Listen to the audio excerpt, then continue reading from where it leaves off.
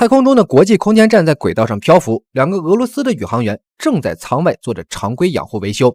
本来一切正常，谁知道地面指挥中心突然就接到了紧急预警通知，说有一颗1级火箭撞上了旧卫星，撞击产生的碎片2分钟后就会撞上空间站，想要躲避撞击必须要提升空间站的高度，但这个时间根本就不够2名宇航员返舱，所以地面紧急通知2人，让他们带好锁扣，就在舱外等待空间站的脉冲移动。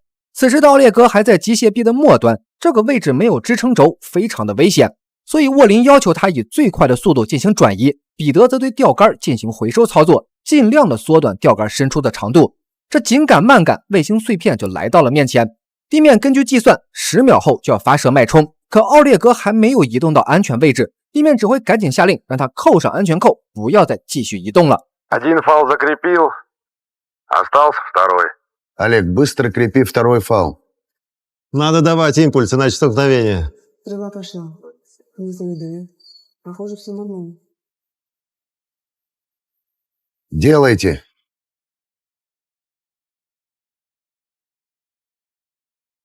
Петя, останови движение крана.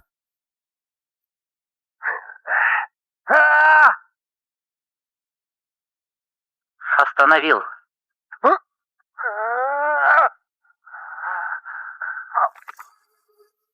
这一次撞击没有让奥列格昏迷，但却受了很严重的伤。回到舱内，地面通过视频才看到奥列格的右侧撞击很严重。医疗队初步判断，奥列格现在是张力性气胸，必须要做引流。如果不把胸膜腔里的空气抽出来，他很快就会窒息而死。副司长决定立马紧急返航，可医疗组说，奥列格现在呼吸都困难，如果这时候返航地球，100%会死在路上。唯一的解决方案就是立马做简易手术。但在太空做手术，如果死了人，根据规定，地面的几个指挥者全部要判刑。沃林不是不知道所要面临的压力，但为了宇航员的生命安全，他还是同意了远程辅助进行手术。这时奥列格的呼吸已经极其微弱了，地面医疗队迅速通过视频指导，让彼得从右锁骨往下2指宽的位置做了一个标记，接着需要他用手术刀在标记位置开一个1厘米的口子，这样才能把胸膜腔内的空气排出来。虽然上太空前都受过培训，但是真的实操起来根本没那么容易。在漆黑的宇宙中，2个人就是极致的孤立无援。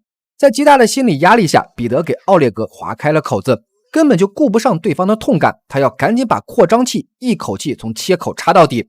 按照地面的指挥，彼得快速的拔出了穿刺针。随着空中飘出血滴，奥列格终于可以顺畅的呼吸了。但危机根本就没有解除。奥列格是闭合性胸部损伤，主要是右肺受损，现在只是暂时保住了命，想要彻底的医治，必须要进行正常的手术。可他的身体状态根本就无法返航。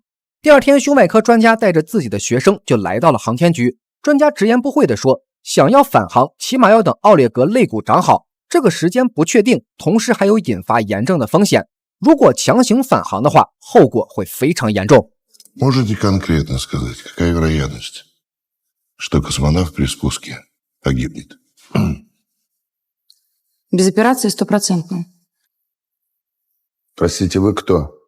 Евгения Беляева, тракальный хирург. 叶尼亚解释道，如果奥列格返回地球，会因为压力导致神经源性休克而死亡，如果放任不管，结局也一样。这个局面就非常的棘手，无论是死在空间站还是死在返回的路上，沃林等人都会被判刑，所以只有一个办法可以破局，那就是送医生上太空，在空间站做手术。这都不是科幻，而是玄幻了。这种手术在地球上都是中等难度，主刀医生需要配麻醉师和助手，一般要6个人一起配合完成。而俄罗斯的载人火箭一次性只能上去2个人，不可能全是医生，必须要有一个宇航员。也就是说，如果上太空，有且只能上一个主刀医生。先不说医生能不能做得了火箭，就算上去了，空间站是没有重力的，手术方式会完全不一样，不可控性非常高。作为总负责人，沃林不太在意是否坐牢，他当晚就找领导签了字，决定送医生去空间站。这个决定相当于赌上了他的后半生。第二天，医院的老师就集合了目前最有经验的几个主刀医生，跟他们说了这件事之后，一行人就被带进了宇航中心。所有人都要进行训练，有的人想上去，身体条件不允许；有的人不想上去，可如果满足宇航条件，那就必须要临危受命。太空中的舱体、地面都有1:1的模型，里面的空间和构造也跟头顶的空间站一模一样。在这么一个狭小的空间里，手术台的搭建都是个问题。叶尼亚这次来是帮忙辅助，顺带学习，因为所有人的潜意识都认为最终能上去的医生一定是一位男性，所以其他人开始进行训练的时候，叶尼亚自己在舱内开始思考如何进行手术，患者姿势怎么调整，显示器放在哪，手术台怎么固定，每一个细节他都会考虑得很全面，而这个过程沃林都看在眼里。很快测试完的尼古拉耶夫来找叶尼亚，想看一下手术室的设计是否合理。无论是身体素质还是手术经验，尼可拉耶夫都是最佳人选。叶尼亚在医院都是在给他打下手。尼可拉耶夫一直都很喜欢叶尼亚，但对方有心结，所以两人在互相尊重的基础上都没有很冲动的迈出那一步。交流中，叶尼亚的铅笔掉进了地台的缝隙中，尼可拉耶夫随手就拿起了挂着的本子，取下上面的铁丝，制作了一个简易的勾环。看着尼可拉耶夫轻松地把铅笔勾了出来，叶尼亚还不禁地夸他聪明。紧接着几个人一起上了飞机，随着飞机的向下俯冲，所有人都体验了一把失重的感觉。几轮筛选下来，7位男医生只有2个符合升空条件。沃林在看资料的时候，对面随意提了一句，说叶尼亚全程都有参与，也可以考虑一下他。沃林听后没有说话，紧接着就进行了最后的离心机测试。第一个男医生一开始还能坚持，等到了8剂以上时，他就开始逐渐的昏迷。尼可拉耶夫第二个进行测试，从1剂到8剂，他都表现良好，整个过程没有明显的不适感，甚至还能正常的进行沟通。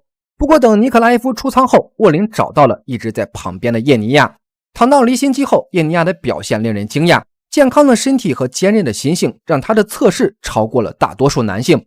也是在这个过程中，叶尼亚想起了曾经车祸的那个瞬间。当时一家3口都在车里，开车的丈夫没有等到救援就离开了人世。回过神来的叶尼亚呼吸依旧均匀，只是这段痛苦的往事让他难以释怀。对此沃林没有发表任何言论，他让手下关停了离心机。现在对他来说，叶尼亚和尼可拉耶夫都具备上天的条件，谁去完成任务，一时间沃林还拿不定主意。晚上航天局接来了奥列格的妻子，看着两人揪心的隔空对话，叶尼亚也不禁的流下了眼泪。要说他比尼可拉耶夫强在哪儿，可能就是他心里对生命的尊重以及对感情的执着和信念。晚上尼可拉耶夫跟叶尼亚聊了一会儿。Как ты думаешь, почему человеку так надо в космос? Может, потому что человек надеется в космосе найти ответы на вопросы, на которые он не может найти здесь, на Земле. 听到叶尼亚的对话，沃林也不再犹豫，便摘下了耳机。外面的尼可拉耶夫把叶尼亚忘记的耳环还给了他，这是他当年车祸时佩戴的耳环，也是这么多年对丈夫的情感寄托。等尼可拉耶夫走后，沃林也找了过来。对于这次太空手术计划的人选，沃林已经做好了决定。第二天，叶尼亚就与一名宇航员一起坐车前往了火箭发射塔。叶尼亚并不知道为什么会选自己，他只知道既然选他了，那就没有失败的选项。曾经痛失丈夫的经历一直都是叶尼亚走不出的牢笼，现在他要去挽救的也是另一个妻子的丈夫。这种情感叠加的责任感和使命感，正是沃林做出选择的依据。随着火箭成功点火，叶尼亚和宇航员在剧烈的震动中缓缓升空，整个过程非常顺利，1级发动机、2级发动机都运行良好，所有参数也都正常。舱内的叶尼亚在紧张和激动的情绪中，带着所有人的希望飞出了地球。很快助推器成功的进行了分离，有效载荷整流罩也脱离了主体。随着舱体缓缓打开太阳能板，叶尼亚算是成功的进入了太空。随后在宇航员的操作中，舱体通过运行方向的微调开始进行和空间站的对接。这是人类首次带着非航空航天人员进入太空轨道进行救援任务。无论结果怎么样，当舱体和空间站成功对接的那一刻，人类已经在太空探索中留下了全新的脚印。地面指挥所中的所有人都开心的鼓掌庆祝这激动人心的一刻，头顶的叶尼亚则看着漆黑的深空，领略着宇宙的能量。进入空间站后，叶尼亚漂浮着见到了彼得，这种神奇的移动方式让叶尼亚有一种说不出的奇妙感。不过这种兴奋的体验还是很短暂。见到奥列格后，看起来他的精神状态很不错，可给他号过脉，叶尼亚便收起了笑容。紧接着他就给奥列格做了检查，随后他就到另一个舱体跟地面取得了联系。奥列格的肺部受伤很严重，必须要尽快做手术。他肋骨上有骨痂在形成，并且还有连夹胸的症状，这可比预料中的情况要严重得多。所以叶尼亚接下来要面临的手术压力是极大的。回到预计的操作间，叶尼亚饭都顾不上吃，便开始跟2名宇航员一起布置手术的操作台。叶尼亚把图纸交给安东后，就漂浮到了后方，开始给奥列格测量体温。前期的准备工作做完后，叶尼亚安抚了一下奥列格，说已经答应了他的妻子一定会活着将他带回地球。可出了舱体，叶尼亚就感受到了身体的不适。初次进入太空，叶尼亚都没有休息就开始准备手术，身体的疲惫感加上心理压力，让他的晕动症加速了反应。安东看到后给了他一板缓解药，接着拉着叶尼亚就转移了位置。手术前必须要进行休息调整，主刀医生的精神状态非常重要，关于这一点叶尼亚再清楚不过。不一会儿，叶尼亚便闭上了双眼，跟着空间站一起享受了短暂的宁静。几个小时后，空间站迎来了新一轮的日出。随着奥列格的一声咳嗽，叶尼亚也从梦中惊醒了过来。他赶紧漂浮到了奥列格的面前，发现他已经进入了昏迷状态。时间紧迫，叶尼亚赶紧去喊另外2名宇航员，他们要马上进行手术。按照原本的计划，两人把奥列格带到了简易的手术台上，先用绳索将身体固定起来，然后用设备夹住手指进行心电图测试。对面的彼得接上设备，开始测量奥列格此时的血压。验证奥列格还有意识后，叶尼亚给他注射了麻醉。没一会儿，奥列格就进入了深度睡眠。接着插上管子，接上球囊面罩后测试了2下，叶尼亚就将其交给了彼得。他需要不停的捏放来保持正常呼吸。最后一步就是关闭右肺阀门，然后将奥列格的身体侧翻，到此才算是完成了所有的术前准备。为了节约时间，叶尼亚直接脱掉衣服，换上了手术服，然后扎好头发，再用固定器将自己固定在了地板上。所有人戴好口罩进行了消毒后，叶尼亚便马不停蹄地开始手术。地面的老师以及指挥中心都屏住呼吸看着整个手术的过程。叶尼亚先在奥列格的侧方开了一个小口，固定好设备，他便把胸腔镜插了进去。通过观察发现奥列格有凝固性血胸，因为血块感染已经诱发了脓胸，胸膜是完全粘连的状态，整体情况非常不容乐观。很快叶尼亚开了第2个口，通过这个口进行了灌洗。此时血氧饱和度是70，发现右肺中下叶有挫裂伤，伴有大量的脓液以及纤维性的粘连，这就导致了整个肺部无法正常扩张，所以必须先进行胸膜纤维板剥脱，然后再进行胸膜切除。在地球上，这种手术是可以直接开胸，然后医生将手伸进去进行粘连清理。可现在叶尼亚是在失重的太空里，他不可能给奥列格开太大的口子，这也就意味着叶尼亚是没有任何操作空间的。听到老师的讲解，沃林等人都说不出话来。好不容易把人送上去，现在说手术无法正常进行，这种充满希望后的绝望更让人难以接受。尤其是还在手术的叶尼亚，不想就这么放弃的他，拿着手术钳想要尝试一下，可尝试了几次，发现粘连成海绵状和碎片状，这种状态的粘连光靠一个手术钳根本清理不干净，能操作的范围太小了。Женя, пойми, от нас уже мало что зависит. Я должна снять фарту и расправить легкое. Если все сложится удачно, он вернется на землю живым. Но не долетит так. Я вижу, как он. А если... Не сложится удачно. Ты в космосе, там нет шанса на повторную операцию. Заканчивай. 叶尼亚不是不知道后果的严重性，如果手术失败，所有人都得判刑。这个过程尼可拉耶夫都通过直播在观看，他非常理解叶尼亚的心情。曾经她的丈夫在面前离世，叶尼亚无能为力，现在做了万全的准备，还依旧要面临这种束手无策的无力感。这种感觉让叶尼亚极度的痛苦，旧伤未愈，新生又起。就在叶尼亚纠结的时刻，地面的尼可拉耶夫突然想到了什么，他拿出手机给老师发了一条短信。很快老师就提醒了一下叶尼亚，尼可拉耶夫说让他想一下当时取出铅笔的方法。这一下让叶尼亚有了主意，他赶紧让安东找了一根细铁丝，消完毒后他便捏了一个小钩环。随后他给奥列格开了第3个口，事成失败也就这一次机会了。只见叶尼亚双手同时操作，一边去刮粘连的纤维胸膜，一边用制作的钩环进行卷击。只要把大面积粘连清理掉，肺部就能正常的进行扩张。沃林已经不敢再看直播，他回到了办公室，准备等着最后的结果。时间一秒一秒的流逝着，在偌大的太空中，空间站就像一粒沙一样渺小的微不足道。而就是在这块狭小的空间里，人类正在进行着一次全新的壮举。彼得一边给叶尼亚擦着汗，一边看着他慢慢的卷起粘连的纤维，所有人都不敢大口的呼吸。很快第一块纤维被取了出来，这个突破也让纤维达到了剥离状态。叶尼亚赶紧取出了镊子，从开口伸进去，想要一次性将其取出。第一次尝试没有成功，第二次夹住后又试了一次，这一下取出了较大的一块，接着又取出了一块。这两个看起来毫无波澜的操作，就是黎明前的曙光。完成后，叶尼亚镇定地开始进行二次清理，同时让彼得打开了右肺阀门。Еще подуй. Подуй. Сатурация. 89. Отлично.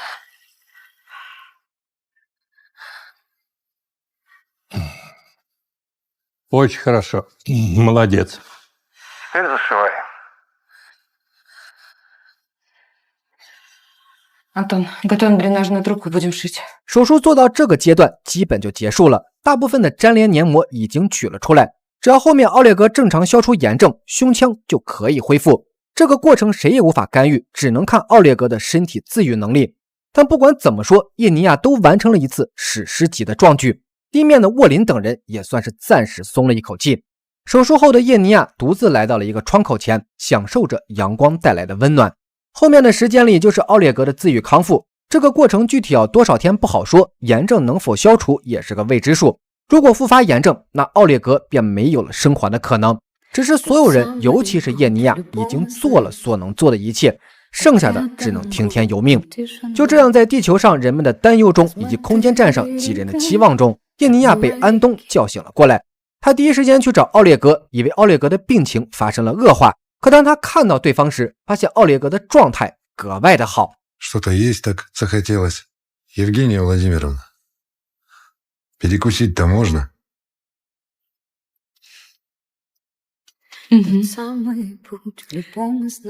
叶尼亚通过检查发现奥列格恢复得非常好，这次的手术很成功。奥列格的肺部已经完全扩张，真空状态稳定，胸腔也没有积液，体温恢复正常，血常规正常，引流管已经拔掉，复发的可能性几乎为零。Так что, кажется, мы скоро вернемся домой. Поздравляю, Константин Андреевич.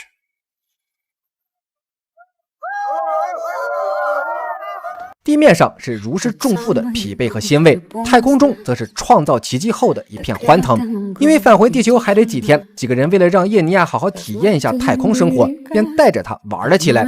在一处特殊的舱体中，叶尼亚终于有时间和心情尽情的去欣赏地球的另一番景色。当然，空间站送给他的礼物还不止这些。趁着跟地面断联的时间，3位宇航员为他准备好了宇航服，紧接着叶尼亚就换上了一身自己最喜欢的裙子。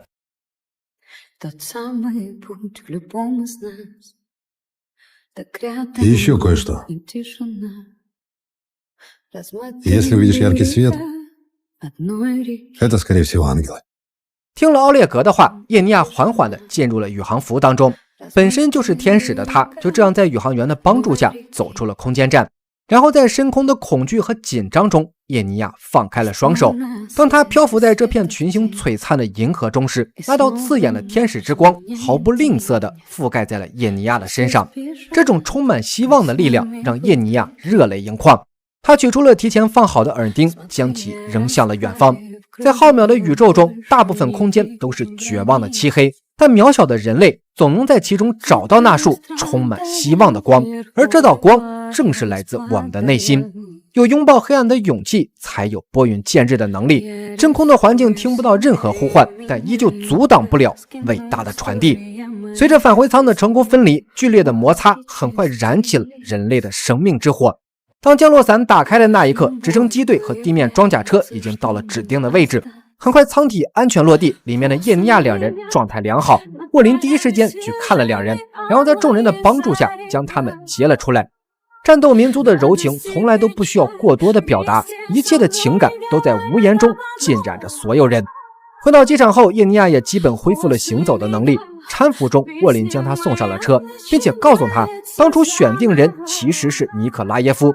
在离心机测试后，是尼可拉耶夫主动跟沃林推荐叶尼亚去完成任务。尼可拉耶夫一直都爱着叶尼亚，也知道他的心结，所以在医术能力相同的情况下，他让叶尼亚进入了太空，希望他可以找到心中的答案。晚上回到家，叶尼亚轻轻地来到了女儿的床铺，母亲的坚韧也给了女儿无与伦比的力量。转天，叶尼亚正常回到医院去上班，打开电梯的那一刻，看到了这个一直守护自己的男人，叶尼亚的心里也开始小鹿乱撞，他值得收获这份迟来的美满。而他的母亲一直知道叶尼亚是出差去做手术，没有想到看到新闻后才发现，这个出差是出地球。Скажите, как вы решились отправить в космос хирурга, да еще женщину, делать операцию на МКС в невесомости, где нет притяжения Земли? Знаете, там, где есть русская женщина, там всегда есть притяжение. 这部名为《挑战》的电影并非真实故事改编，但它却是在太空真实拍摄的。女主尤利亚和摄影师在空间站待了12天，开创了人类首次太空真实取景拍摄的先河。这种硬核的拍摄方式，就像它的名字和故事一样，就是一次前无古人的挑战。普京大帝更是赞誉此片为全球影业的一大创新突破。当科幻的电影用真实的拍摄进行呈现时，也就意味着科学的幻彩已经走进了现实。挑战推荐观看指数5颗星，调6名9星，点击关注，观影不迷路。